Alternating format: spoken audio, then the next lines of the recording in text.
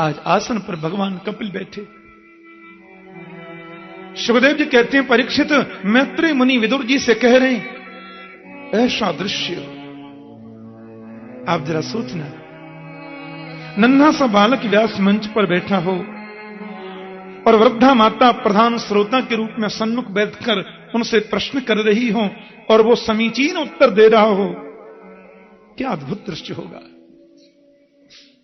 भागवत में तो नहीं लिखा, लेकिन मैंने संतों के मुख से सुना है कि जब भगवान कपिल यहां सत्संग प्रारंभ करने लगे तो उनकी 9 बहनें भी आ गई। उन्होंने सोचा कि जब घर में ज्ञान गंगा बह रही है तो हम ससुराल में कैसे बैठी रहें, वो भी तो आखिर ऋषि पत्नी है, अध्यात्म से जुड़ाव है उन परिवारों का।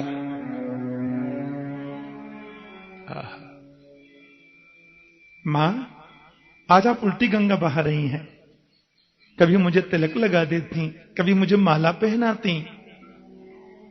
मैया बोली, आज वो कर रही हूं मैं जो मुझे बहुत पहले करना चाहिए।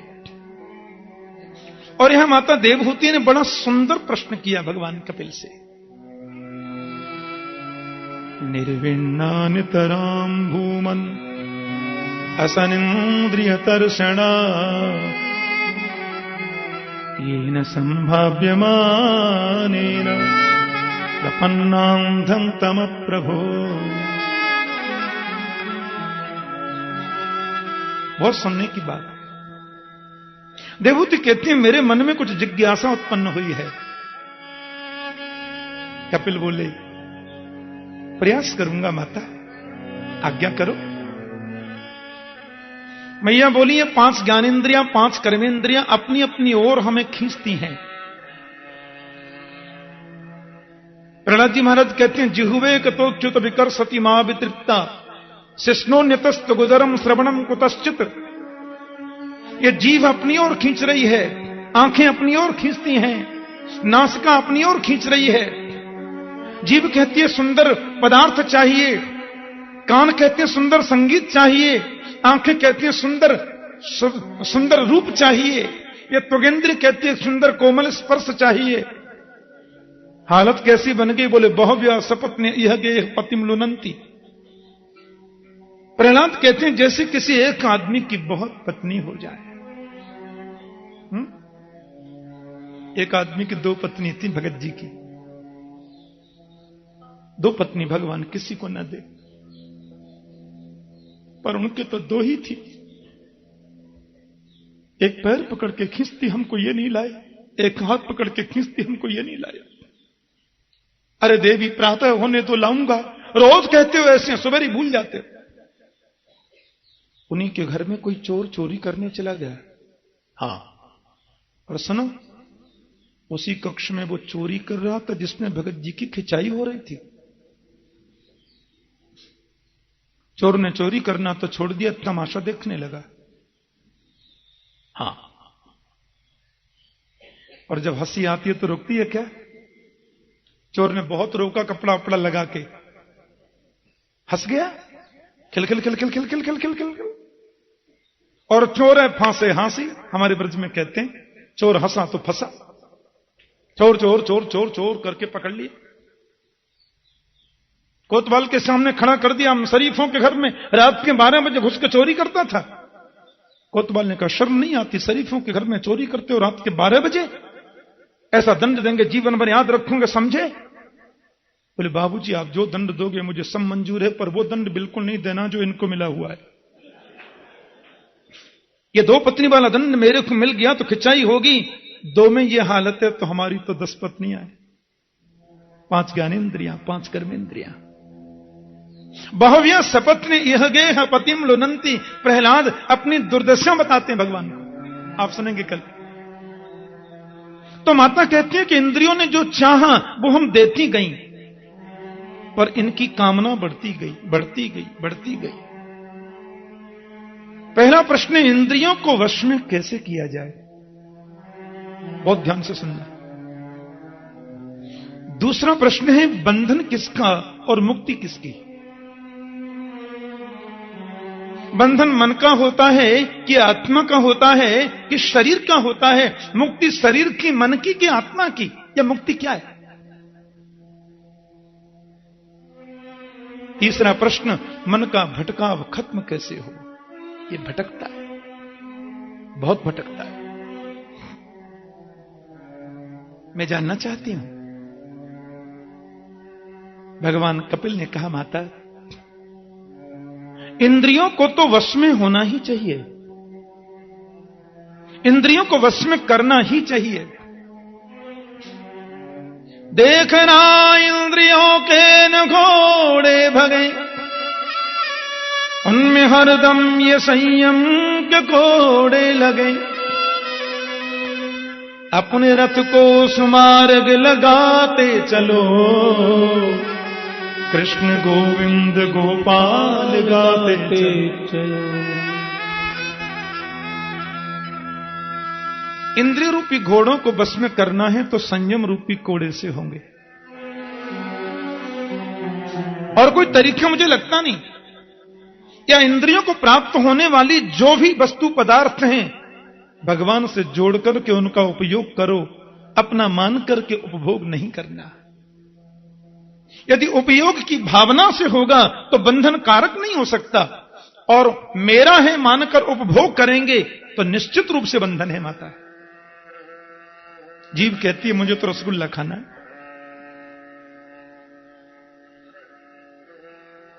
56 भोग लगते हैं ना गोविंद के, लगाओ भोग पाओ।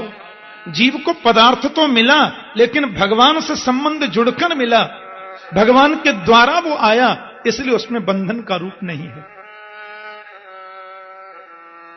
कान कहते हैं मुझे सुंदर संगीत सुनना है, गाओ न सूरदास की कविताएं, सुनो न कबीरदास की कविताएं। मेरे तो गिरधर गोपाल दूसरो न कोई, जाके सिन मोर मुकुट मेरो पति सोई। सुनो, परिवर्तन आएगा। संयम के माध्यम से उनको वश किया जा सकता है। दूसरी बात, बंधन मन का होता है, आत्मा का या शरीर का? मुक्ति मन की, आत्मा की या शरीर की? माता, आत्मा की मुक्ति के बारे में सोचना भी ना समझी है, आत्मा की मुक्ति का प्रयास करना भी समझदारी नहीं है। मैया बोली क्यों? बोले जिसका बंधन होता ही नहीं उसकी मुक्ति का प्रयास क्यों? योगेश्वर संवाद में वर्णन करते हैं कि आत्मा जानन मरिष्यत नेधते सौ, नक्षीयते सवन विद्या विचारिणाम ही। आत्मा न जाना तो न मरिष्यति, वो न जन्म लेती है न मरती है। गीता में गोविंद कहते हैं, नैनम छिन्दन्ति शस्त्राणि नैनम दहति पावक न चैनम क्लेदि यन्ति आपो न शोषयति मारुता। आत्मा तो निर्विकल्प है, नित्य है, शाश्वत है, अविनाशी है, बंधन उसमें आता ही नहीं। माता, तो उसकी मुक्ति का प्रयास क्यों? इसलिए आत्मा की मुक्ति का प्रयास भी ना समझिए, और शरीर की मुक्ति का प्रयास करना डबल ना समझिए, क्योंकि इसकी मुक्ति कभी होती नहीं, शरीर का मोक्ष कभी नहीं होता। कितने महंगे साबुन से नहा लो, कितने बादाम रोगन रगड़ रगड़ के मालिश कर लो, कितने शिलाजीत के डिब्बे चाट जाओ, कितने च्यवनप्राश ड्रम के ड्रम खा जाओ, इसको मरना है माने मरना है, क्योंकि शरीर का एक नाम ही है मरण धर्मा। और जिस दिन शरीर जन्म लेता है उसी दिन से इसका मरना प्रारंभ हो जाता है। हाँ, वास्तव में हम जी नहीं रहे हैं, मर ही तो रहे हैं, और मरने का नाम ही जीवन है। कितनी विचित्र बात है। जिस दिन से हमने जन्म लिया उसी दिन से हमारा मरना शुरू हो गया। परिवर्तनीय संसारे मृतक को न जायते। हाँ, और जो चीज एक वर्ष में बदलती है वो एक महीने में बदलेगी, एक महीने में जो बदलती है एक दिन में बदलेगी, एक दिन में जो बदलती है एक घंटे में बदलेगी, एक घंटे में जो बदलती है एक मिनट में बदलेगी, एक मिनट में जो बदलती है एक सेकंड में बदलेगी, एक सेकंड में जो बदलती है सेकंड के 100वें भाग में भी बदलेगी। और इस बदलने का नाम ही मरना है। और वास्तव में हम जी नहीं मर ही रहे हैं, मरना ही जिंदगी है। इसलिए और शरीर के बारे में तो भागवत में लिखा है क्रमी भस्म संज्ञानतम। इसको ठाकुर जी बोलो, चाहे शास्त्री जी बोलो, चाहे पंडित जी बोलो, चाहे राजा जी बोलो, चाहे मंत्री जी बोलो, चाहे संतरी जी बोलो, चाहे खंत्री जी बोलो, चाहे मंडलेश्वर जी बोलो, शरीर की गति केवल 3 होती है। जला दोगे तो 4 मुट्ठी राख बन जाएगा, फेंक दोगे तो गीदड़ खा के विष्टा कर देंगे, क्रमी बिट जमीन में गाड़ दोगे तो कीड़े बन जाएगा। चौथी गति शरीर की होती ही नहीं है। क्रमी बिट भस्म संज्ञानतम। तो शरीर की मुक्ति का प्रयास ना समझी है। हां माता, मुक्ति तो मन से होती है, बंधन भी मन से होता है। उपनिषदों में लिखा है कि मनः एव मनुष्याणां कारणं बंधमोक्षय बद्धं तु विषयासक्तं मुक्तं निर्विषयं मनः। ये मन ही बंधन का कारण है और मन ही मुक्ति प्रदाता है। कबीर जी फरमाते मन के हारे हार है, मन के जीते जीत, मन ही मिलावत राम सो, मन ही करत फजीत। मन के मारे बन गए और बन तज बस्ती माही, कह कबीर मन लालची, ये कहूं ठहरत ना। क्योंकि यह तो गति है अटपटी, झटपट लखहिन कोई, जब मन की खटपट मिटही तो चटपट दर्शन हो।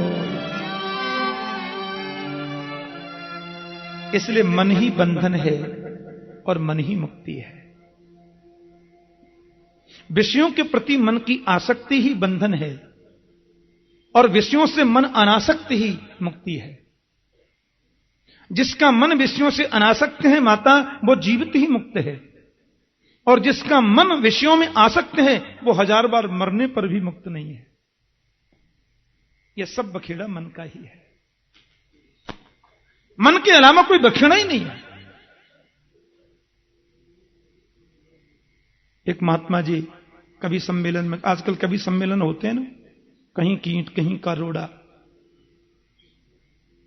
ऐसी फूहड़ कविताएं बोतल पी के सुनने को मिलती हैं। एक महात्मा खड़े खड़े हंस रहे थे।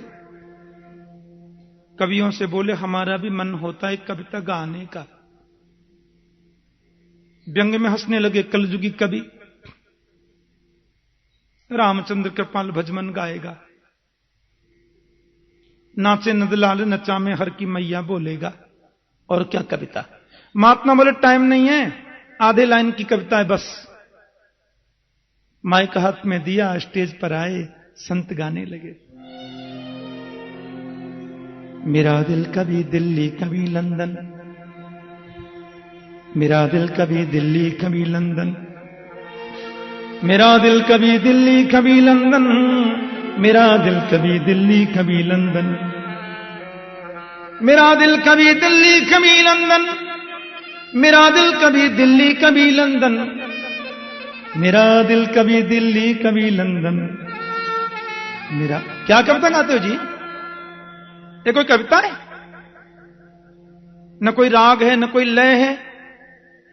महात्मा बोले राग मत देखो, इसकी रफ्तार देखो, रफ्तार देखो कितना तेज चलता है।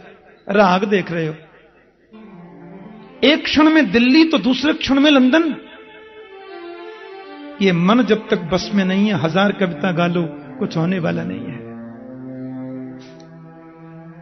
मन को वश में करना है, और मन वश में करने का माता शास्त्रों ने कई तरीके बताए। 1-2 सुझाव मैं देता हूं। मैया बोली बताओ। बोले मन को वश में करने का पहला तरीका है सत्संग। कि सतान प्रसंगान मम वीर्य संविदो भवन्तीर्थ कर्ण रसायनो कथा तज्जोषणादा स्वपवर्गवत्मनि श्रद्धारतिर्भक्तिरनुक्रमिष्यति। सबसे पहले सत्संग में जाओ। हाँ, और सत्संग में जाकर के व्यक्ति जब बैठता है, भगवान की सुललित और सुमधुर लीलाओं को सुनता है, तो सुनते सुनते माता इसका मन गोविंद के प्रति आकृष्ट होता है। क्योंकि भागवत का उद्देश्य तो यही है ना, तस्मात् केनाप्युपायेन मन कृष्णे निवेशयेत्। मन कैसे भी गोविंद के चरणों में लगे, और एक बार चरणों में लग जाए तो भटकाव खत्म हो जाता है। एक बार मन चरणों में लग जाए तो फिर भटकता नहीं है माता। प्यार से बोलो जय श्री कृष्ण। भटकाव को मिटाना है। बिना जाने प्रेम नहीं होता, बिनु परतीति होई नहीं प्रीति। हां, जानना जरूरी है, और जानना ही ज्ञान है। रास्ते में जा रहे थे, कोई सज्जन मिले, तो मिलते ही मेरे अपनी आदत के मुताबिक मैंने उनको बोल दिया जय श्री कृष्ण। अब वो तो मुड़ मुड़ कर मुझे देख रहे हैं। क्या मतलब? ये कौन था? क्यों बोला जय श्री कृष्ण? जानता ही नहीं वो। अब उसकी पड़ोस में कहीं हो रही थी भागवत। पड़ोसी बोले सुनने चलो। बोले इच्छा तो नहीं है, बोलते हो तो चलते हैं। तो किसी संत की कथा सुनी उसने 7 दिन, तो गोविंद के बारे में सुना, अच्छा लगा। 6 महीने बाद उसने फिर कोई कथा सुनी किसी महापुरुष के मुख से, कृष्ण कथा। सुनते सुनते मन फिर उसमें लगा। अब तो परिस्थिति ऐसी बन गई कि उसने 4-5 बार कथा सुन ली। 1.5 वर्ष बाद वो मुझे रास्ते में फिर मिल गया। आदत के मुताबिक मैंने बोल दिया जय श्री कृष्ण। उसने कहा वही टेढ़ी टांग वाला, वही मुरलीधर, वही यशोदानंदन। यानी एक बार जय श्री कृष्ण सुनते ही संपूर्ण कृष्ण कथा उसके दिलो दिमाग में घूमने लगी। तो सुनने से जानना होता है, जानने से प्रेम होता है, और प्रेम से गोविंद मिलता है। इसलिए सतान प्रसंगान मम वीर्य संविदो। सत्पुरुषों का संग जरूर करे, सत्संग में जरूर जाए, वहां मेरी कथा लीला के प्रति अनुराग पूर्वक सुने। बिना अनुराग के भी सुने तो अनुराग जगेगा। निष्कामता नहीं है तो सकाम बनकर ही सुने, क्योंकि जिसके प्रति वो सकामता लाया है वो स्वयं तो निष्कामी है, और निष्कामी के प्रति सकाम भाव भी जग गया तो सकामता भी निष्कामता में परिणत हो जाएगी। और धीरे धीरे धीरे मन की वृत्तियां एकाग्र होती जाएंगी, संसार से हटकर मुझ में लगती जाएंगी, और मुझ में मन की वृत्तियों का लगना ही तो अंतर्मुखी होना है।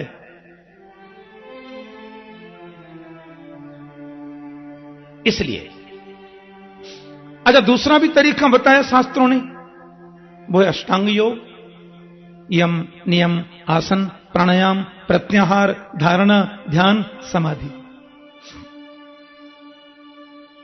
हमको मन बस में करना है तो सबसे पहले तो अहिंसा व्रत का पालन करें, अहिंसक वृत्ति को बनाएं,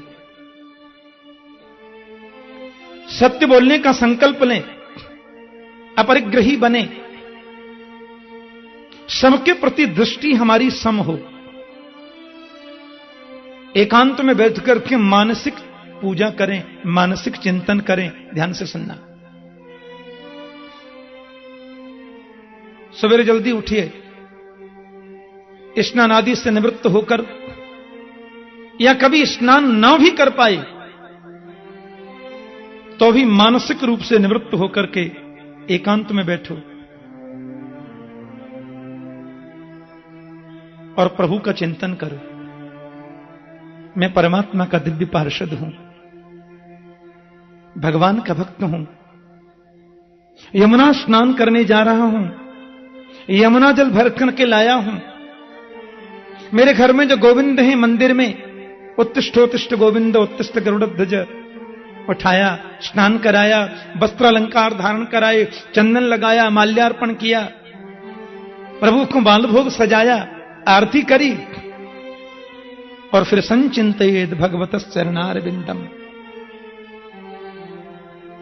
तो बदलकर बड़े भाव से संचिंतयेद भगवतः चरणारविंदम, भगवान के चरणारविंदों का चिंतन करो। बहुत सुंदर बात है। प्रभु के चरणों के चिंतन की बात पहले क्यों कही? क्योंकि हमारा जो चित्त है ना, इसमें जन्म जन्मांतर के कर्मों की वासना की गठरी चिपकी है। और जब भगवान के चरणों का हम चिंतन करते हैं, उनके चरण में क्या है? वर वज्रांकुशध्वज सरोरुहलांछनाढ्यम, प्रभु के चरणों में वज्र का चिन्ह है, अंकुश का चिन्ह है, ध्वजा है। और गोविंद जब हमारे हृदय में अपने चरण को स्थापित करेंगे तो उनके चरण में जो अंकुश का चिन्ह है, उससे हमारी वासना की गठरी कट कट कर हट जाएगी और अंतःकरण निर्मल हो जाएगा। इसलिए पहले प्रभु के चरणों का चिंतन करो, फिर उनके घुटनों का चिंतन करो, गोविंद के कटित प्रदेश का चिंतन करो, प्रभु की नाभि का चिंतन करो। उदर का चिंतन इस भाव से करो कि संपूर्ण विश्व इनके उदर में ही है? सब भगवान के पेट में। भीमसेन गोविंद से मिलने आए, कथा आती है। भीमसेन से प्रभु थोड़ा विनोद भी कर लेते थे, हाँ, आदर भी करते, बहुत बड़े हैं। दरबान खड़े थे दो, भीमसेन जाकर बोले, कन्हैया हैं? जी साहब। द्वारकाधीश से बोलो भीम दादा आए हैं, अभी मिलना चाहते हैं। जी आप विराजे, हम अभी आते हैं। अब वो दरबान अंदर जाने लगे तो भीमसेन में इतना धैर्य रखा, वो उनके पीछे पीछे चल दिए। हाँ, कन्हैया भोग लगा रहे थे, भोजन कर रहे थे, लेकिन दरबानों को यह पता नहीं था कि भीम दादा हमारे पीछे ही आ रहे हैं। लेकिन भगवान को दिखना था कि आगे दरबान आ रहे हैं, पीछे भीमसेन जी भी आ रहे हैं, लेकिन दरबानों को मालूम नहीं। महाराज, हस्तिनापुर से आदरणीय भीमसेन जी पधारे हैं, दर्शन चाहते हैं। कन्हैया बोले, जाकर के बोल दो अभी टाइम नहीं है। और सुनो, बोलना अभी अपन भोजन कर रहे हैं, भोजन के समय हम मिलते नहीं, और भीम दादा से तो बिल्कुल नहीं मिलेंगे। हाँ, क्योंकि वो तो बड़े पेटू है ना, और ऐसा आदमी मुझे भोजन के समय देख ले तो नजर लग जाएगी ना मुझे तो। भीमसेन पीछे खड़े, धक्का देके दोनों दरबान किए पीछे, और सामने खड़े होकर बोले, क्या कहा हमसे? हम कौन है? आप यहीं खड़े थे क्या? मैंने समझा आप द्वार पे ही होंगे, माफ करना, आइए बैठिए। हमको पेटू बोलते हो? अरे तुमसे बड़ा पेटू कौन होगा द्वारकानाथ? यस्य ब्रह्म च छत्रं च उभे भवतु ओदनम, शास्त्रों में लिखा है कि ब्राह्मण और क्षत्रिय दोनों भगवान के दाल भात हैं। ये काल भगवान जो है ना, ब्राह्मण क्षत्रिय वैश्य आदि को दाल भात बना के खा जाते हैं। और मृत्यु यस्योपशेषणम, ऐसे लिखा है, सारी दुनिया को मारने वाली जो मौत है, उस मौत को मेरे गोविंद चटनी बना के चाट जाते हैं। तुमसे बड़ा पेटू कौन होगा? पूरा ब्रह्मांड तुम्हारे पेट में है, पूरा ब्रह्मांड तुम्हारे उदर में है। कन्हैया बोले, बैठी, आप क्या लेंगे? मैंने तो ऐसे ही बोल दिया। भगवान के उदर का चिंतन इस भाव से करो कि समस्त विश्व ब्रह्मांड उनके उदर में है। भगवान के वक्षस्थल का इस भाव से चिंतन करो कि यही तो धर्म है। प्रभु के वक्ष पर धर्मासीन है, सामने धर्म है, पीछे अधर्म है। हाँ। भगवान के विमुख होने का मतलब अधर्म के मार्ग पर चलना, और उनके सन्मुख होने का तात्पर्य है प्रभु के धर्म पर चलना है। और धीरे धीरे धीरे धीरे अपने मन के चिंतन को ऊपर उठाओ और फिर भगवान के मुखारविंद का चिंतन करो। कैसे? बोले हासं हरे रवनता खिललोक तीव्र शोकाश्रु सागर विशोषण मृत्युदारम सम्मोहनाय रचितम निज मायास्य भ्रूमंडलम मुनिकृते मकरध्वजस्य। हंसी से परिपूर्ण परमात्मा के स्वरूप का चिंतन करो। एक और बात, क्यों जी हंसते हुए भगवान की झांकी के चिंतन की बात क्यों कही? हंसते हुए भगवान के स्वरूप के चिंतन की बात क्यों कही? क्योंकि हम लोग शोक के सागर में डूबे हैं। ध्यान देना। शोकाश्रु सागर विशोषण मृत्युदारम। भगवान मुस्कुरा के हमको ये शिक्षा देते हैं कि जीवन की प्रत्येक परिस्थिति में मुस्कुराओ। और ध्यान देना, राम और कृष्ण के जीवन में जितने संकट आए उतने संकट किसी भगवान के जीवन में और कहीं देखने को मिलते नहीं है। हमारे गोविंद के चरित्र पर तो जरा नजर डालकर के आप देखें। जन्म कहां हुआ? जहां डाकू बंद किए जाते हैं। जेल में श्रीमान जी पैदा हुए, और देखो जन्म लेते ही गोकुल भागना पड़ा। एक मिनट भी चैन मिला क्या? और ये बेचारे ब्रजवासी थोड़ा ढोलक बाजा बजा रहे थे, थोड़ा खुशियां मना रहे थे, नाच कूद रहे थे। नंद घर आनंद भयो जय कन्हैया लाल की। 7 ही दिन के हुए थे कि पूतना मारने आ गई। कर लो बात।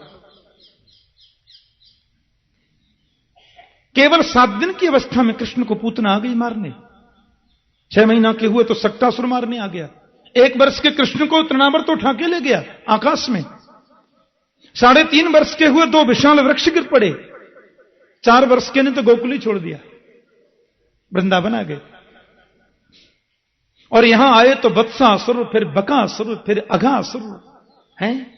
हर तीसरे दिन कोई न कोई राक्षस आता है। फिर कालीनाग से युद्ध 5 वर्ष की अवस्था में। ब्रजमंडल में आग लग गई, उस आग को पिया। कितना संकट। इंद्र ने दूसरी गड़बड़ी पैदा कर दी, गिरिराज उठा करके सुरक्षा की। व्योमासुर, अरिष्टासुर, केसी, धेनुकासुर, कितने राक्षस। 11 वर्ष और 56 दिन की अवस्था में गोविंद ने वृंदावन छोड़ दिया, ब्रजमंडल छोड़ दिया। केवल 11 वर्ष 56 दिन का कृष्ण मथुरा चला गया। देखो, और मथुरा में जाकर चैन से बैठे ही थे कि वहां शत्रुओं से युद्ध। और जैसे तैसे फिर कंस को मारकर शांति से बैठे ही थे कि जरासंध ने मथुरा घेर ली। और एक बार नहीं, इतनी पोथी है महाभारत, इतना मोटा ग्रंथ है। उस महाभारत में इतने मोटे ग्रंथ में जिस सेना का वर्णन है वो दोनों की मिला के 18 अक्षौहिणी, 11 अक्षौहिणी कौरवों की और केवल 7 अक्षौहिणी पांडवों की, कुल 18 अक्षौहिणी सेना। उसका वर्णन इतनी पोथी में। और जरासंध ने मथुरा पर जो चढ़ाई की वो 23 अक्षौहिणी सेना लेकर एक बार नहीं 17 बार चढ़ाई की। आप विचार करो, आप सोचो कितना भयंकर संकट मथुरा पर आया होगा। गोविंद ने सामना किया और 17 बार उसको हरा दिया। 18वीं बार जब पंडितों को पूजा पे बिठा के आया तो ब्राह्मणों के मंत्र को पूर्ण करने के लिए गोविंद रण छोड़ के भाग लिए। रण छोड़ राय नाम पड़ गया। एक कालजवन और पीछे लग रहा था, मुचकुंद से उसका कल्याण कराया। द्वारका में पानी के बीच में द्वारका बनी, शांति से बैठे ही थे कि पांडव कहते हैं हमें बचाओ, हम संकट में। अच्छा भैया आते, पांडवों को बचाने गए। कौरव पांडवों में सुलह कराने की चेष्टा विफल। शांति दूत बनकर आने का नाटक किया, विफल। 12 वर्ष का वनवास, 1 वर्ष का अज्ञातवास, युद्ध अवश्यम भावी हो गया। भगवान यहां पांडवों को विजय दिला रहे हैं, वहां दंतवक्त्र ने द्वारका घेर ली और भगवान बीच फिर द्वारका जाके वहां सुरक्षा दे रहे हैं।